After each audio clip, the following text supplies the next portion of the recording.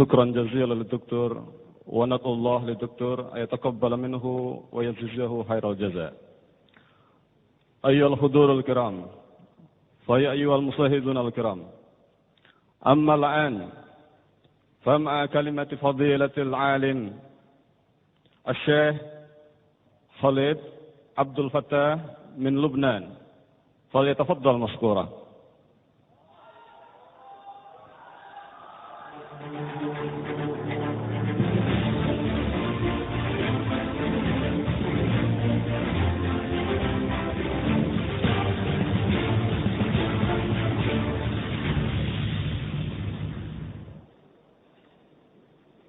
الحمد لله رب العالمين، الحمد لله لا شريك له لا في الخلق ولا في الأمر، وأشهد أن سيدنا محمدا عبده ورسوله وصفيه وخليله، خير رسول اجتباه، فصلى الله عليه وعلى آله وأصحابه أجمعين. أما بعد، أصحاب الفضيلة، الإخوة العلماء، المشايخ الأفاضل، أحييكم بتحية الإسلام، فالسلام عليكم ورحمة الله وبركاته.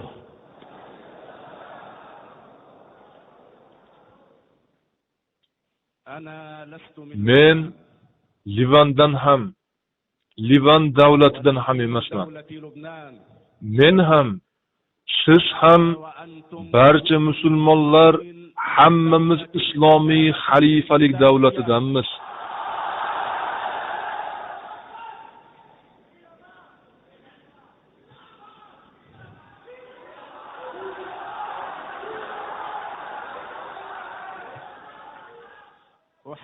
Bu yerda hozir bo'lgan va hozir bo'lmagan barcha birodarlarga duoyi salom. Zero islomiy olamda shunday qavmlar va kishilar borki, biz bu yerda biror so'z aytmaylik, biror soatni o'tkazmaylik. Albatta ular Rasululloh sallallohu alayhi vasallam aytganlaridek biz bilan ajrda sherikdirlar. Men Livandan kelgan delegatlar nomidan bitgan nutq sizning qo'lingizda turibdi. Shuning uchun undagi so'zlarni gapirmay, ushbu muborak kunda xotiramga solgan narsalar to'g'risida so'z yuritmoqchiman. Men Hizbut Tahrir a'zolaridan emasman, ammo ularni yaxshi ko'raman. Shoyat ular sababli shafoatga erishsam, oxiratga to'plagan zahira to'g'risida sizlar bilan barobar bo'lsak-da, to'plagan zahirasi osiylik bo'lgan kimsadan nafratlanaman. Hizbut Tahrir hech kimning xolis guvohligiga muhtoj emas. Chunki Rasululloh sallallohu alayhi vasallamning o'zlari u haqda mana bunday deya xolis guvohlik berib qo'yganlar. Ummatimdan bir toifa kishilar haq ustida g'olib turadilar, to Allohning va'dasi kelgunicha ularni yordamsiz tashlab qo'yganlar ularga zarar yetkaza olmaydi. Ana shu toifa kishilar Baytul Maqdis bag'ridan kelib chiqadilar deb xabar berganlar. Ana shu yurtdan butun islomiy olamga sizning birligingiz kafili ham, quvvati ham xalifalikdadir deya Taqiyuddin Nabihoniy kelib chiqdilar.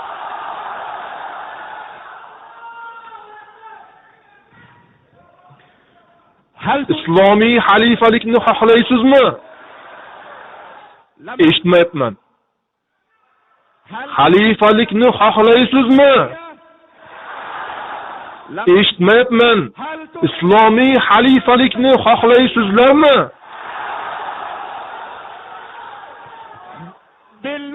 Indoneziya tili bilan so'rayman. Abaka kalyan maniningan xilafa islomiya.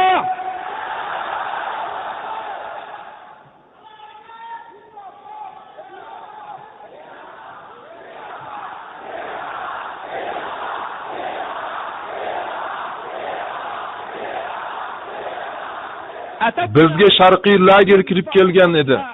Uni rad qildik. G'arb bostirib kirgan edi, uni daf qildik. Kapitalizm bo'yog'i bilan tiqishtirishgan edi, uloqtirib tashladik.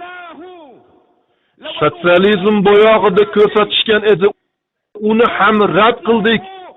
Bizga sharqiy ham, g'arbiy ham kerak emas, faqat islomiy. Allohning kalomi va rasulining sunnatidan boshqa hech qanday qonun va dasturning keragi yo'q.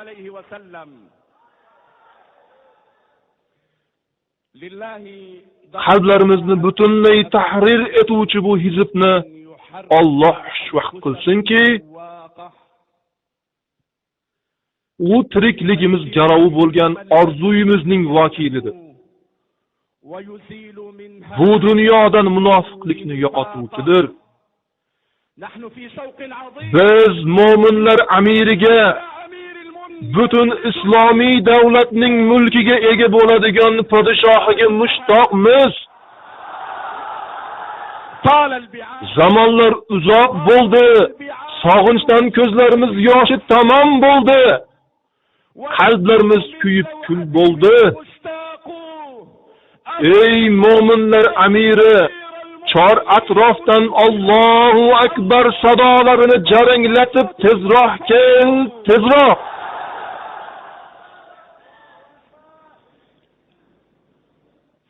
Yahudlar 1897-yili konferensiya o'tkazishib, unda butun olam ustidan hukmron bo'lishni istashdi. Buni g'arb tili bilan aytganda tarix takrorlanmoqda deyiladi. Biz o'tmishda Arab yarim orolidan kelib sizlarga islomni tanitgan bo'lsak, endi bugun islom ramzi va uning Indoneziyadagi sabotini sizlardan o'rganish uchun Shom yurtlaridan keldik.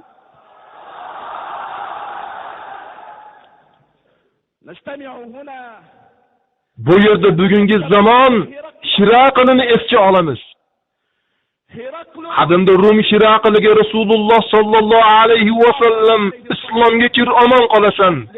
Agar bosh tortsang butun majusiylarning gunohi sening yelkangga tushadi degan edilar. Biz ham bugungi kuni Hiraqliga aytamizki, ey Obama, islomga kir, omon qolasan. Agar bosh tortsang amerikaliklarning va butun dunyoning gunohi sening yelkangga tushadi deymiz. Qadrli birodarlar,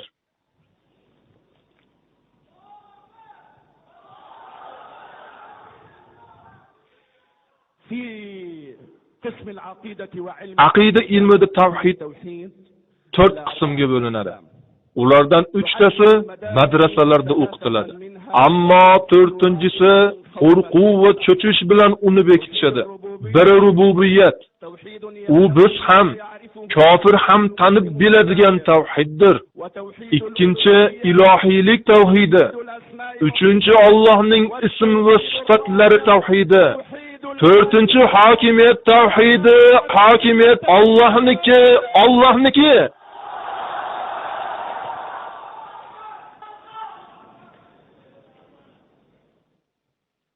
Aziz birodarlar, men mana shunday muborak va go'zal uchrashuvimizda siz barcha ulamolarga shu narsani tavsiya qilmoqchiman.